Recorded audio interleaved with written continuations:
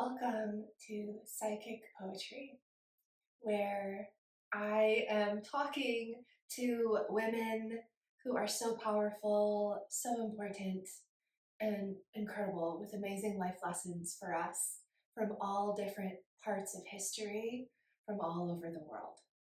And I'm doing this through mediumship, which is still so weird for me to say.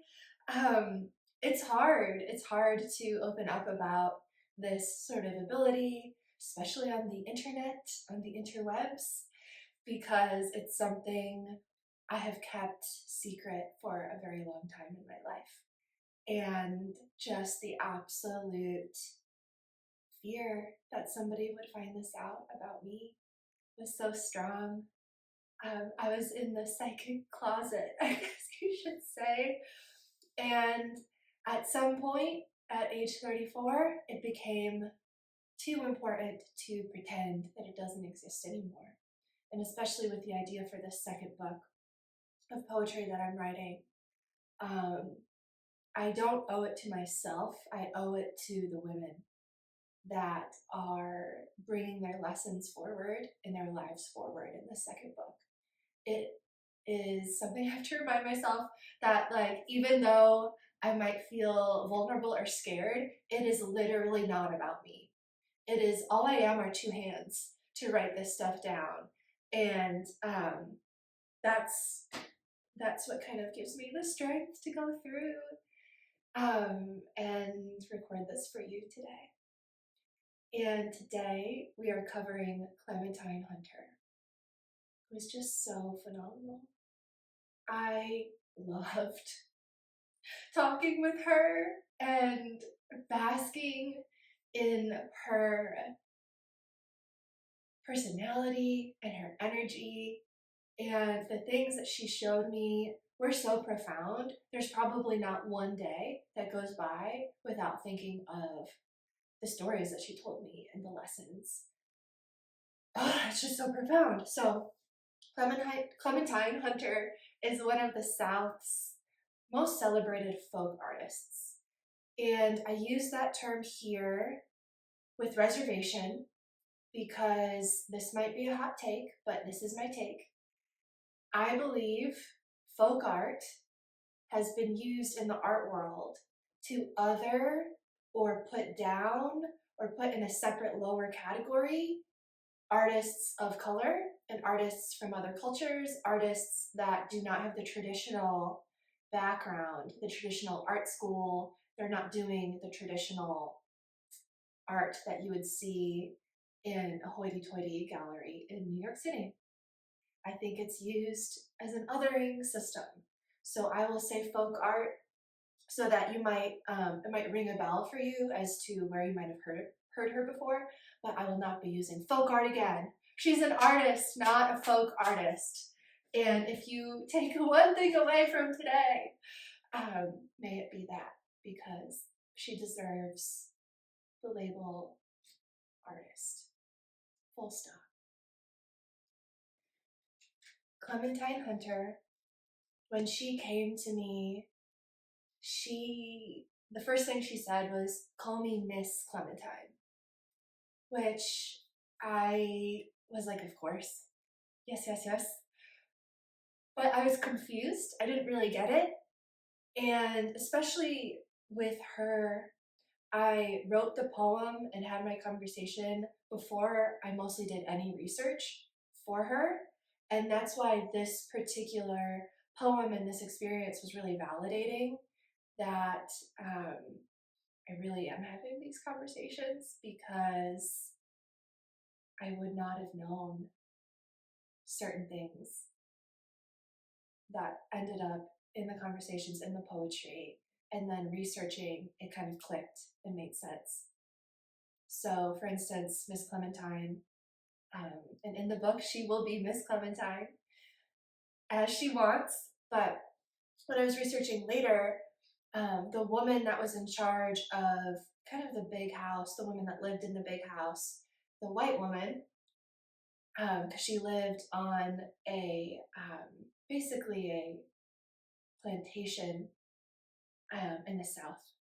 after slavery was abolished, but still on the plantation.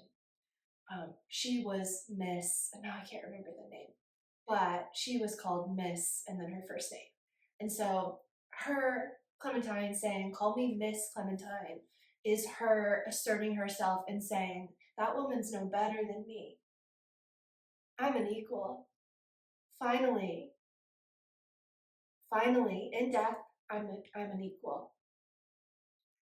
So I think that was beautiful and profound, and I'm really, really proud of her for making that assertion right up front. I think it was a really beautiful way to start this whole story together, this whole experience together. So Clementine was born in 1886 and died in 1988. She is in the southern part of the US. So she was born in Louisiana to a French-Creole family of sharecroppers. At age 8, such a young age, she began working in the cotton fields for a wage of 50 cents per 100 pounds of cotton. So what floored me is just the absolute amount of back-raking, finger-bleeding work and the very, very, very little amount of money given to her, her family, and everybody else that was working this role. Beyond unconscionable, beyond. So 50 cents per 100 pounds of cotton. At age 15, her family moved to the Melrose Plantation, where she spent the rest of her life. So she lived and died on that plantation for the most part, which is a very profound experience to have such a limited space, a limited life, but look what she did with it, as we'll get into. She was so successful, and she made the most with what she had, which we just adore her for that. She harvested pecans, picked cotton, and eventually worked as a housekeeper, laundress, cook, and nanny at the big house. Which the big house is that house I was chatting about, the big house where all the white people that owned the plantation lived. In her lifetime, this is the hardest part of her story. In her lifetime, she suffered 2 stillborn births and raised 5 children. Without childcare and under necessity, she set her children by the shade of a tree with food and water while she had to work the fields because she didn't have a choice. And one of the more profound things that I do think of every day with her is how deeply and brutally unfair it is to have your own children so young, so dependent on you, and you have to leave them. You don't get childcare, you don't get help, and then help someone else's kids and raise someone else's kids. Because remember, she was a nanny for the white people that owned the plantation. And that kind of emotion around that was so strong with her. It wasn't fair. It wasn't fair. And I agree with her. It's not fair. And I can't imagine having such limited resources and ability to mother your own children for somebody else's children. It sucks. It sucks. It sucks. In her 50s, she found discarded paints from a white artist that the plantation had invited for a residency. So this is when it gets really, really cool. And using these paints that she found in the trash, basically, she created her very first work of art. A baptism scene on a window shade. From that moment on, Clementine became prolific, painting on whatever surface she could find. Bottles, gourds, jugs, discarded items, found pieces of cardboard. She painted by the light of a kerosene lamp at night after laboring all day. So what's very important about that piece of her artistry is she painted with whatever she could find, whether it was a board she found in the river, or like we mentioned, paints that she found discarded. So she was determined to make her art and have her voice heard in the world, and nothing could stop her. Not circumstance, not poverty, not the life that she was given. She did what she could with what she had, and what she could do was phenomenal. And her work represented the world around her, often using the technique of telescoping time, meaning telescoping time is every action through time is represented on the piece of artwork all at once. So you could have a whole scene where action unfolds at, let's say, a gathering, and every moment of that gathering is a different slot on the painting. So that's called telescoping time. It is an artistic term that we use, and she, with no formal training, just made it up. She figured it out herself, which is so beautiful, and why I also refuse for people to call that like folk art and not art. It's just art, full stop. It's just art. And she always used this vibrant color in her work. So I definitely recommend at the end of this video, Googling Clementine Hunter paintings and checking it all out for yourself. She built an entire career and was even exhibited at a segregated college that prohibited a Black audience. So to see her own work displayed at that exhibition, they had to sneak her in through the back when no one else was around. Isn't that crazy? Whoever snuck her in the back, bless them. Bless them, because the whole situation is very messed up. And she deserved to not only be in attendance at her own art exhibit, but she deserved to see it up on the walls and take in that moment. So at least because she was snuck in the back, she got to take in that moment and have that like moment of awe for herself that I did this. I did this. I am responsible for all the beauty that everyone is going to see tonight. And this night is all about me. That was the moment that she had during that exhibition. So she remains an important cultural historian and celebrated artist, not only in the American South, but worldwide.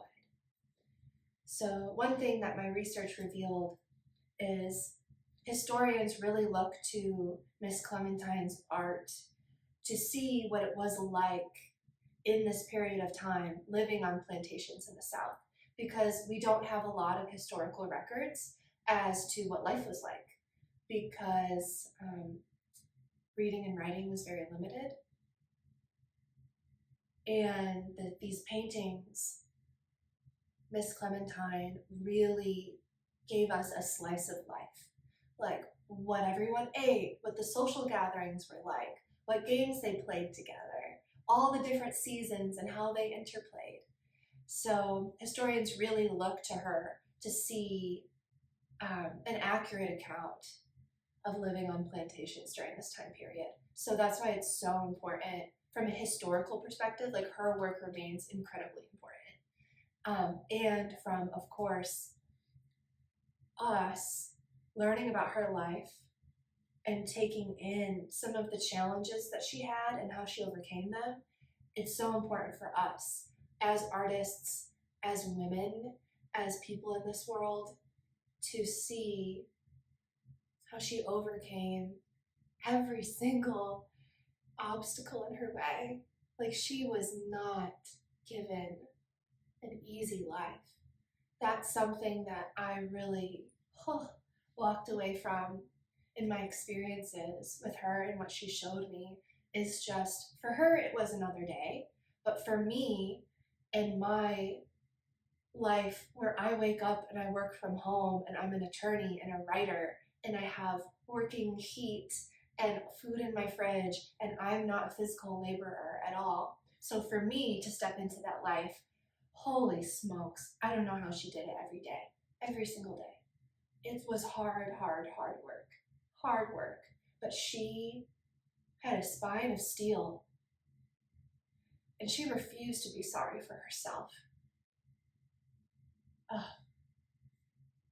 I'm getting emotional. she really went through it all, and she just kept a jolly heart and a determined heart. And she said, I'm going to do what I can with what I've been given. So that's really her lesson for us. That was her lesson for me. That's her wisdom for you. So now I will read for you this poem called Clementine Hunter Shows Me Her Hands. Clementine Hunter shows me her hands, twisted, remarkable, two miracles of bone, never snapped, not in dirt, wet heat, sharp bowl, not gripping sack, pecan hull, steaming oven, lifting babies she did not bear. Once she did, lying still in the shade of the field. She shows me their weight, how it almost stooped her, but the Lord is yet good.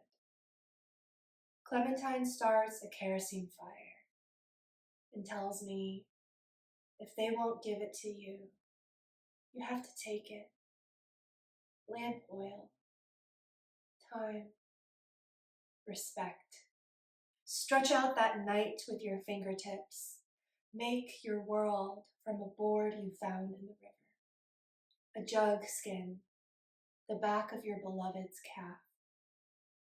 They can keep their money, their jolly clothes, their suppers on the hill. I'll keep myself, this vibrant kingdom. Keep that big house. The world remembers my name. Thank you, Clementine. So the lines, oh my gosh, it's so heartbreaking. The lines, lifting babies she did not bear, ones she did, lying still in the shade of the field.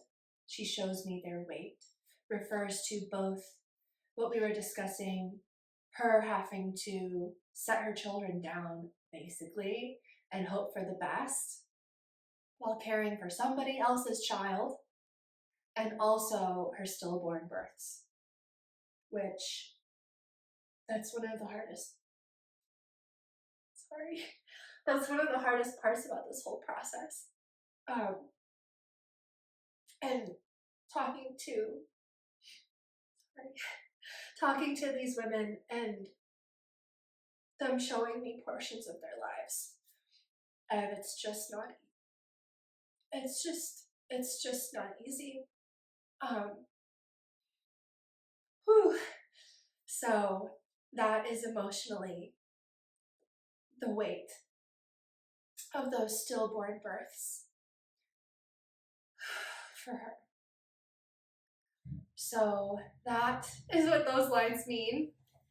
And then if they don't give it to you, you have to take it. Lamp oil, time and respect, refers to the act of laboring so hard during the day, and then at night, instead of sleeping, she would make her art.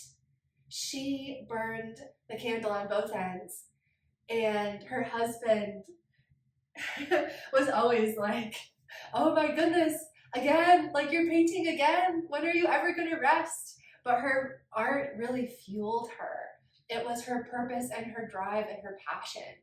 So she really didn't need rest or need sleep. She was like, this is more important. I'm gonna paint, and I'm gonna paint by kerosene. So if that is you and you are an artist or somebody who has a full-time job and a passion, like she is your patron saint, basically, of getting it done and pushing through the fatigue and believing in your dreams over anything. And she just made the art world love her with circumstances that I don't even understand where that strength comes from. But she's strong and she can teach us to have an iron spine just like she did. So the world truly does remember her name, Miss Clementine Hunter. So I invite you, now that we've come to the end of our time together tonight, to Google her, look at her paintings, and draw your inspiration and your power and your restlessness almost for your passions and your dreams from Miss Clementine. We love her.